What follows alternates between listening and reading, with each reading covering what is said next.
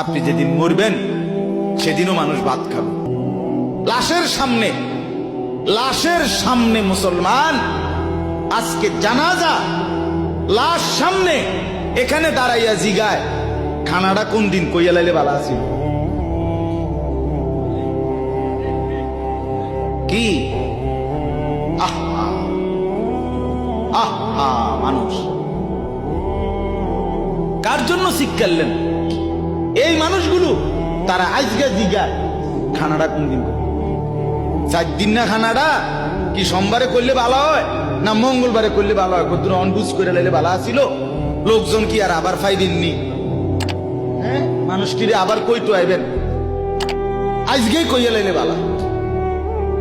ফলে জানাজার লাশের সামনে দাঁড়াইয়া আগে কইয়া লাই, সবাই খেয়াল রেখেন সোমবারে খানা।